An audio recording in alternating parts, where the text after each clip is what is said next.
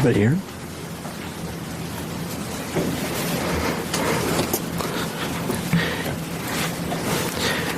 My name is Chief James Fry of the Moscow Police Department. I'm going to be reading from my notes today because I want the information you receive to be extremely accurate. We know you have questions, and so do we. That is why we're here. I'd like to thank everyone for attending this press conference. Joining me today is the Latah County Prosecutor Bill Thompson, University of Idaho President Scott Green, Provost and Vice President Tori Lawrence, University of Idaho Dean of Students Blaine Eccles, Latah County Sheriff Richie Skiles, Chief Deputy of Latah County Tim Best, Idaho State Police Colonel Kedrick Wills. The Moscow Police Department would like to extend our condolences to all family members, friends, the University of Idaho, and the Moscow community. This was a horrible crime that took the lives of Ethan Chapin, Xana Kernodle, Madison Mogan, and Kaylee Goncalves. This horrible crime has affected all of us, the families, the University of Idaho, our community, our country, and our officers. The agencies that are involved in this task force include Latah County Sheriff's Office, the Idaho State Police, and the Federal Bureau of Investigations. As we continue our investigation, we have learned that Ethan and Xana were at a party on campus, and Madison and Kaylee were at a downtown bar. They arrived home sometime after 1:45. If anyone in our community or across our nation has any information about these times or the victim's whereabouts, please call our tip line at 208-883-7180. The facts of the case that we know right now. We know that these homicides occurred in the early morning hours of Sunday, November 13th. Around noon, Moscow officers received a call of an unconscious person. Officers discovered the bodies of Ethan Chapin, Xana Kernodle, Madison Mogan, and Kaylee Goncalves inside the residence on King Road. The four were stabbed with a knife, but no weapon has been located at this time. There was no sign of forced entry into the residence. Investigators are continuing to collect evidence at the scene. Investigators are working to develop a timeline to relevant events. Autopsies are taking place today on all the victims so we can continue to gather evidence and solve the crime. Investigators are working to follow up on all leads and to identify a person of interest.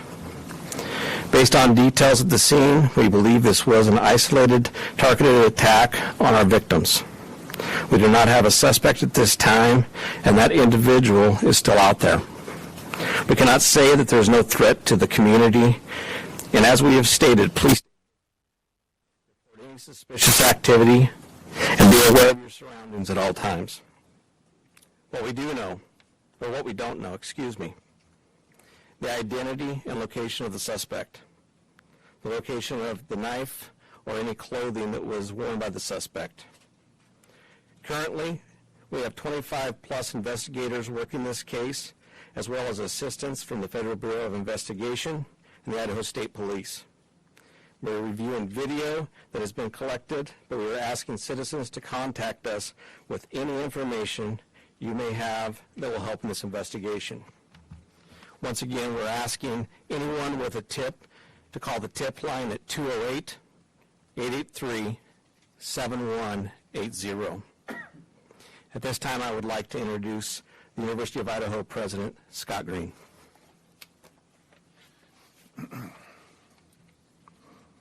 Thank you, Chief Fry. I'm Scott Green, President of the University of Idaho, and with me is Tori Lawrence. He's our Provost, and Blaine Eccles, our Dean of Students, will be available for questions after all of the statements are made. The crime To us, this crime and the loss of these young lives is just simply beyond comprehension. Our small community is certainly not immune to such things. It's not a situation our close-knit campus is used to dealing with. First, my deepest condolences to the families.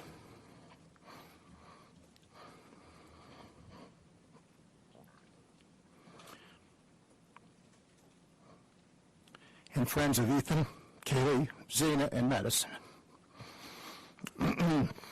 Excuse me.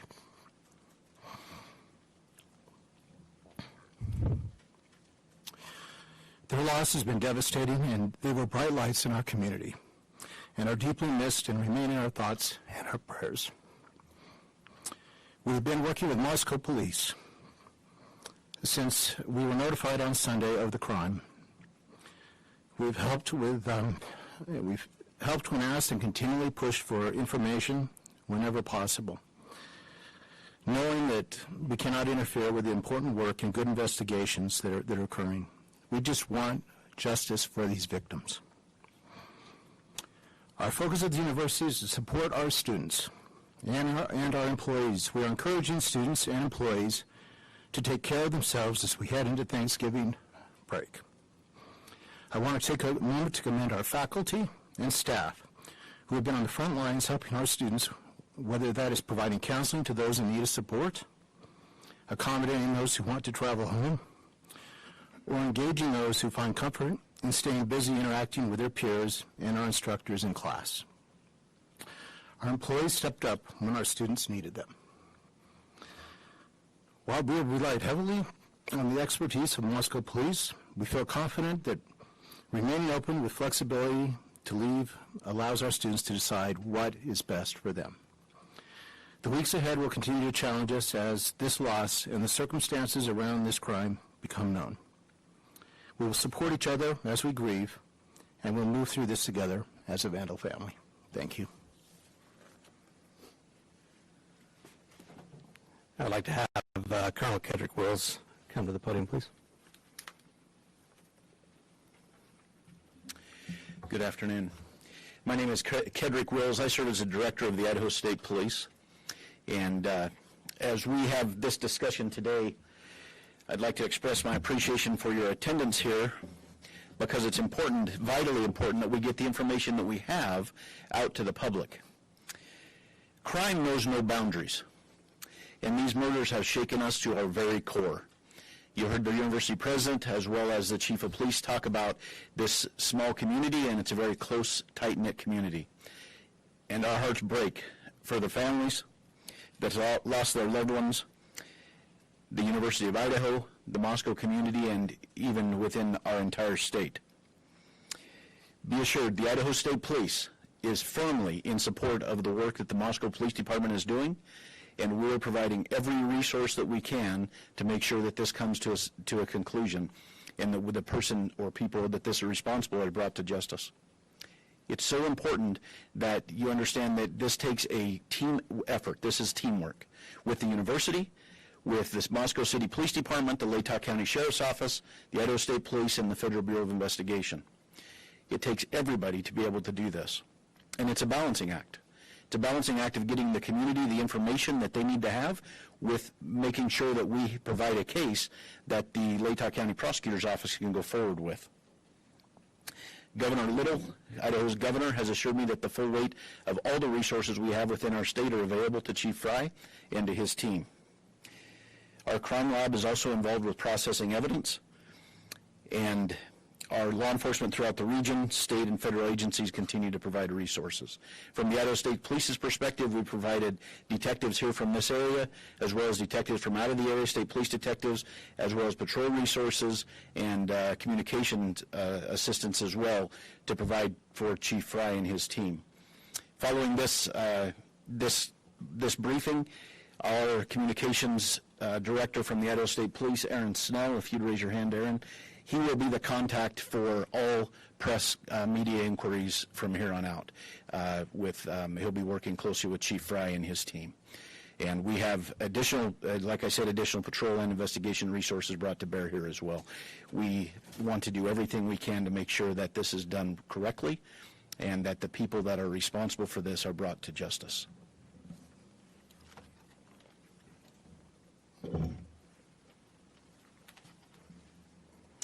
So at this time, I'm going to open it up to some questions that I'm sure you have, and we'll do the best we can to answer those for you.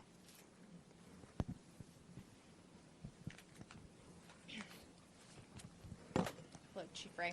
Hello. Thank you for having us. I'm Amanda Rowley with Creme 2 News. You mentioned that there's an indication that it's an isolated, targeted incident, and there is an individual somewhere. Can you give us a reason as to why there's that belief there is a suspect? And can you also give a little more information on the forced entry? There's no sign of forced entry, but was the door, did it seem like any of the entries were left unlocked by any means? I'll answer the last part there just because it's at the front end of my mind.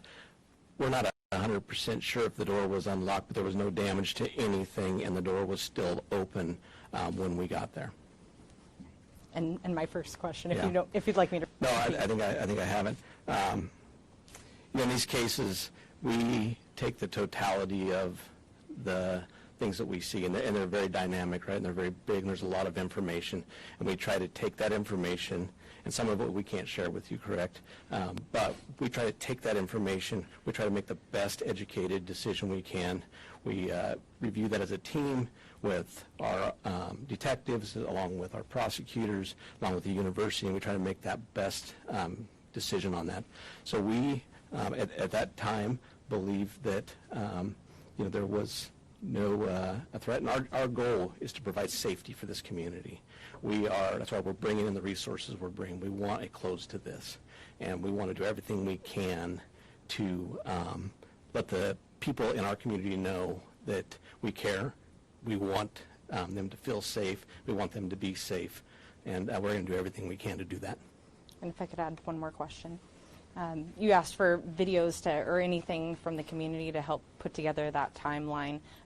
We obtained a copy of Twitch video, and family members of the Gonsalves family were able to identify Maddie and Kaylee in those videos at a food truck ordering food.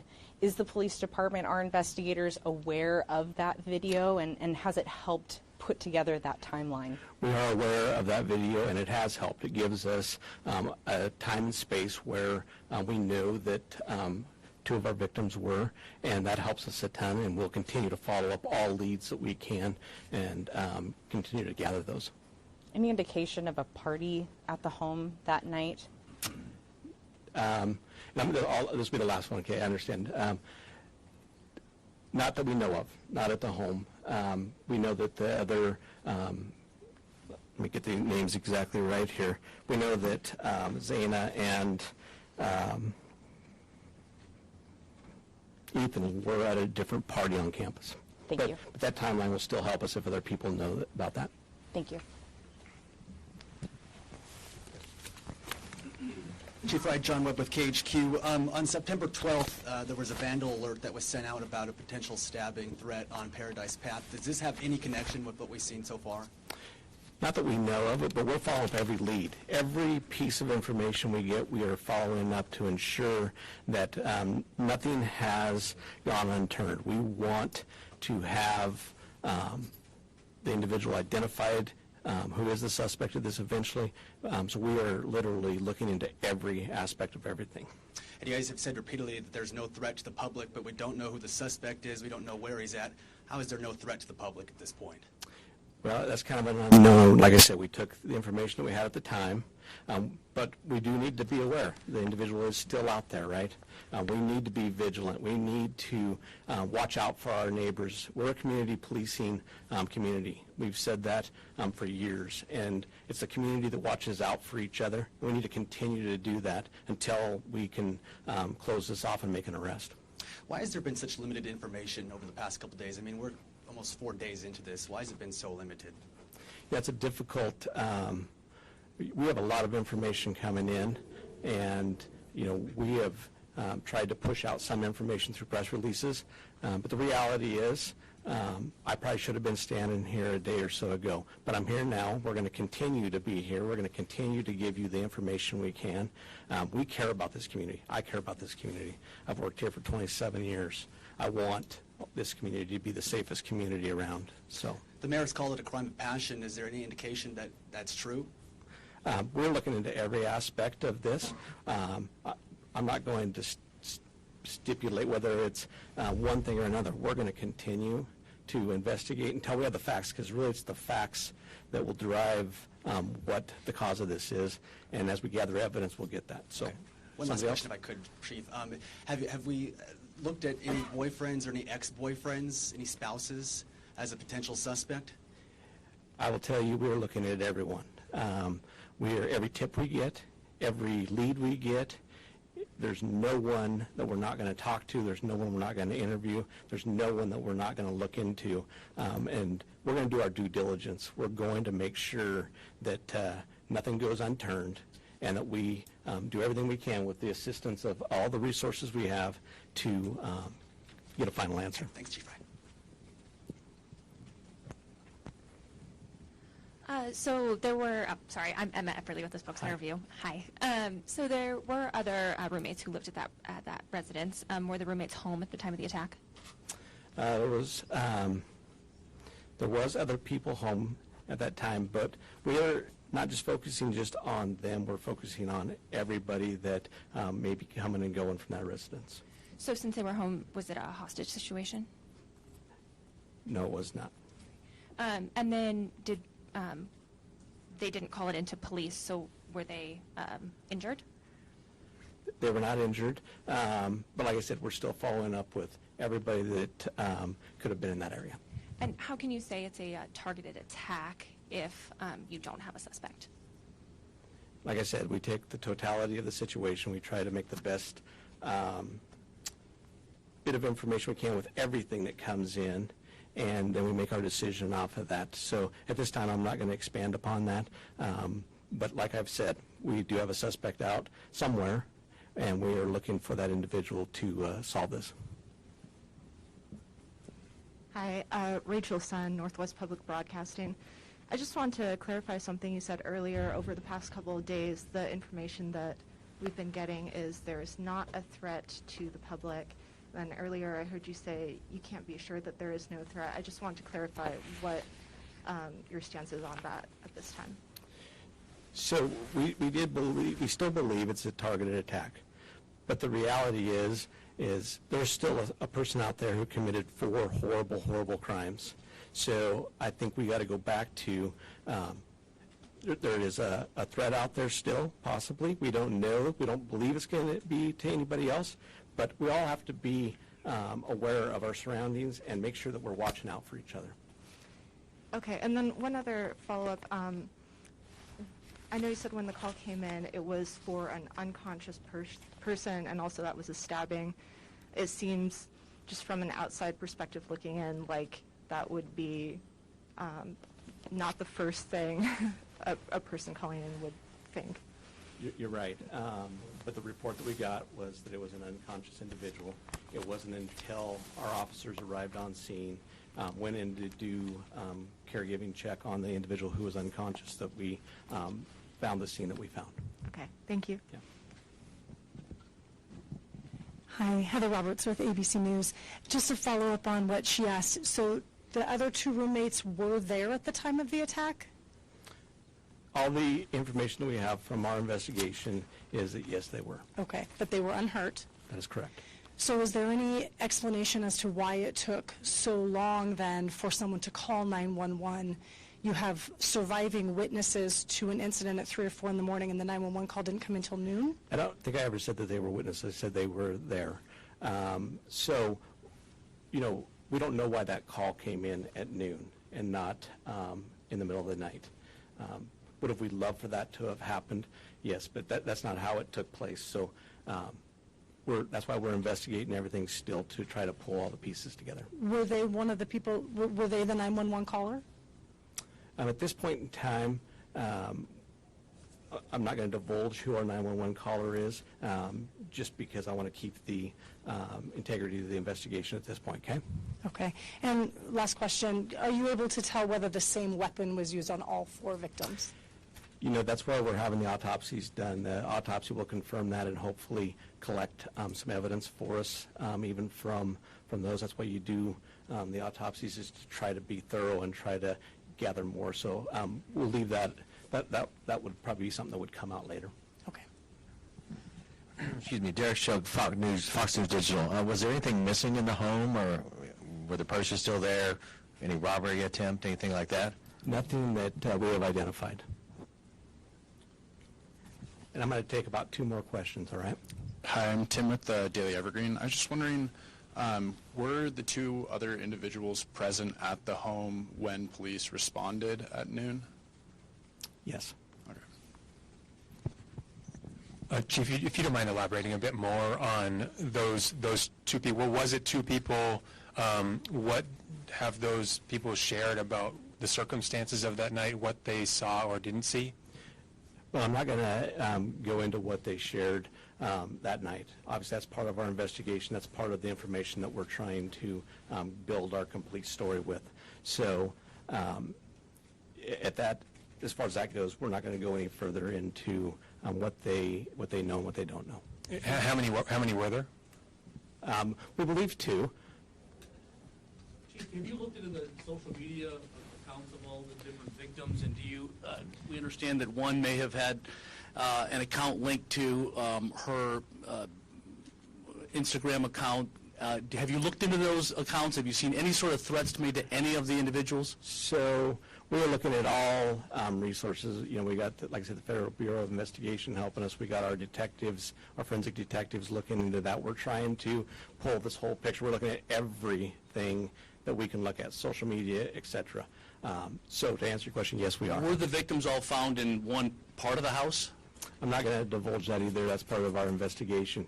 And at this time, I'm going to go ahead and close this off. But if you have any questions for the university, we'll open that up at this point in time.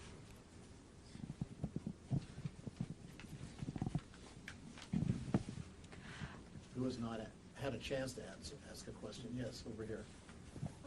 Me? Yes. Here and then here. Oh, okay.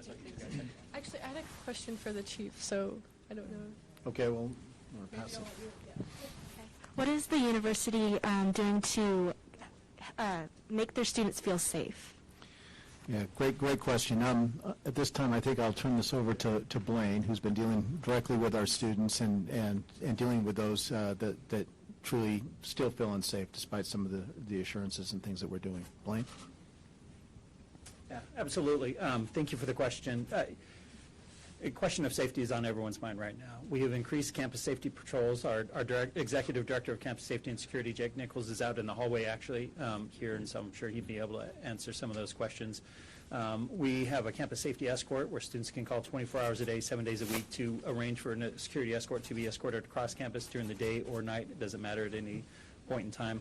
We're also providing resources to students to help them navigate through this from an emotional standpoint. We've had drop-in counseling that has been utilized both in our counseling center as well as the student union building. And we're also supporting students, like President Green indicated, that if they want to leave and go home now, they absolutely can. We're going to support them in doing so. Many students have questions about their academics and whatnot, but this is a very dynamic, fluid situation, and we want to make sure we're supporting students and their families to get through this the way that they need to. Yeah, absolutely. Washington State University is about 8 miles that way. What would you suggest that Wazoo does to make their students feel safe if they're unsafe? Communication and encouraging students to reach out and use resources. That's a fantastic campus. I talked to their Dean of Students office yesterday, and they are mobilizing their support resources. All campuses have supports in place. Students just need to make sure they're leaning in and reaching out to it. And many times students don't, but we encourage that, absolutely. Hi, this is Hadia Thark with the Argonaut. This may be a question for Scott Green or Blaine Eccles. So with the decision to cancel classes on Monday, while I understand the university is trying to remain flexible for students, why has class not been canceled for the remainder of the week? Well, because a number of our students still want to go to class. They gain comfort in being around their other students. They gain comfort from interacting and staying busy with their faculty and attending classes, labs.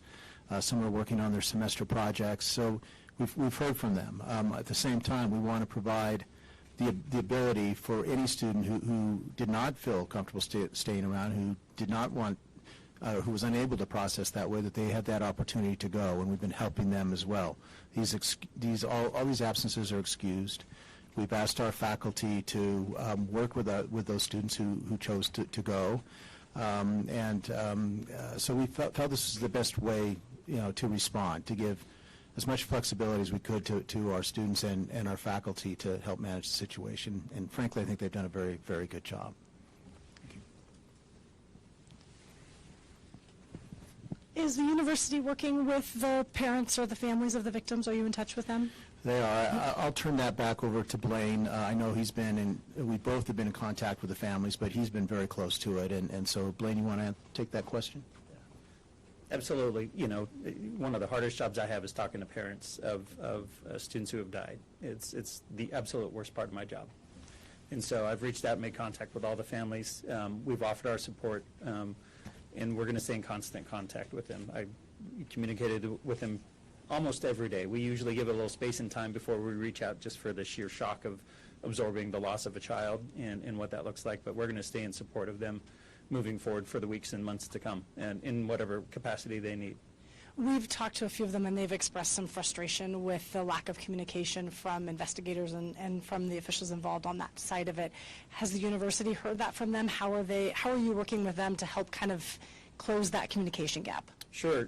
I do know that Captain Barrett from the Moscow Police Department is also in constant contact with them. He reaches out to them on a regular basis from that standpoint. I think it's safe to say everyone, the families most of all, want information, and they want justice. And I can't do anything but honor what their needs are and what they are. Whenever I hear a concern from the family members about what's going on, I'll definitely make sure I communicate that to the Moscow Police Department. They're very busy. They're working, the men and women of this department are working really hard on their behalf and on our community's behalf. But if I can be a conduit to share information, we're absolutely going to do that. Has there been any update on the candlelight vigil that is postponed until after the break? I believe it's November 30th. November 30th. November 30th. What time? We're looking at 5 or 5:30. We're trying to finalize, well, let me say. Yeah. There was a candlelight vigil that was originally scheduled tonight, but because of the volume of students who have left, we want to make sure we're creating a space where they can participate. We don't want someone driving back during this time to do that. So we've rescheduled to November 30th. We haven't finalized the time. We will definitely be sharing that out to our students in our community and the larger community. We're just finalizing some details. We're going to communicate that with the families as well. It'll be on campus. We haven't figured out the location yet because we're going to be monitoring what the weather looks like. We anticipate a large amount of individuals.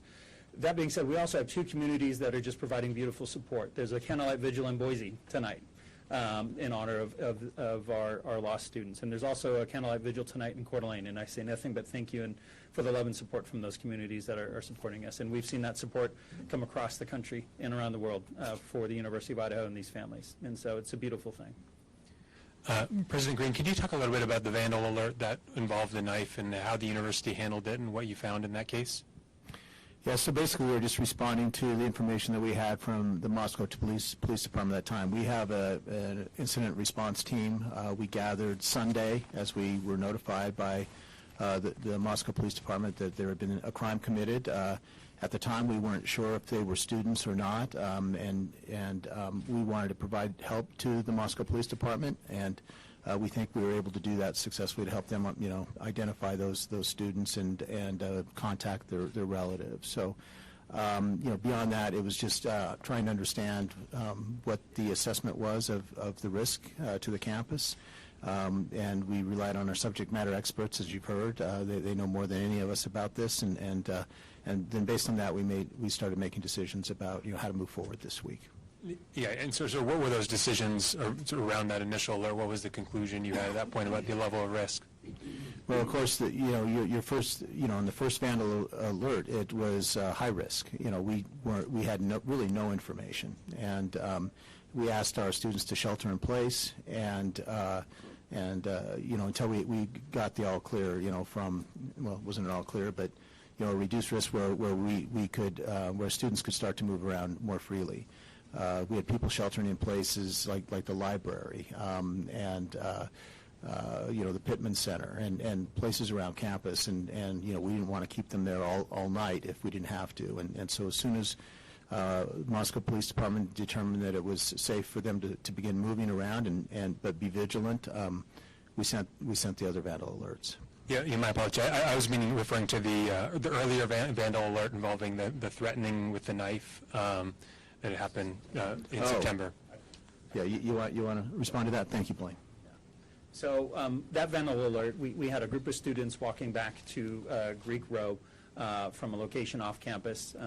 They encountered an individual who was not affiliated with the university. They got into, from my understanding, a verbal altercation, and he ended up flashing a knife at them. It was not a stabbing. It was not a stabbing attack. It was a threat, to the best that we know. We sent out a vandal alert warning the individuals of our campus community at that time. I don't have the specific date, but it's out there from that aspect of it. And it's my understanding that individual then later turned himself into law enforcement, and they've addressed what that happens. So it's not connected in any way to this homicide? That's a question for law enforcement. You know who he is? September 12th. I know about the incident. I don't know the individual because he's not affiliated with the university. So my understanding, he turned himself into law enforcement. So I can't answer the question of whether he's connected with this or not. So we want to thank you again for coming. That's going to be all the questions we take at this time. We appreciate you coming and spending time with us, and we will continue to put out information as we have time. And we want to reassure the community that the Moscow Police Department and everybody working on this will do everything we can. We love this community. We've a lot of us have went to the University of Idaho, and we are vandals, and we will do everything we can to solve this. Thank you.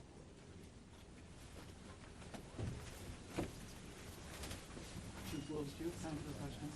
Mr. Thompson, could I speak with you to get some more? Eric? Blaine. Kids coming back after Thanksgiving. Parents are reluctant for them to come back after the break. Is it still that message of... We're going to assess and evaluate as we kind of go along. Sure.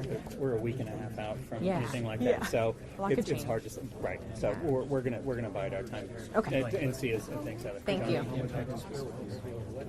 Excuse me.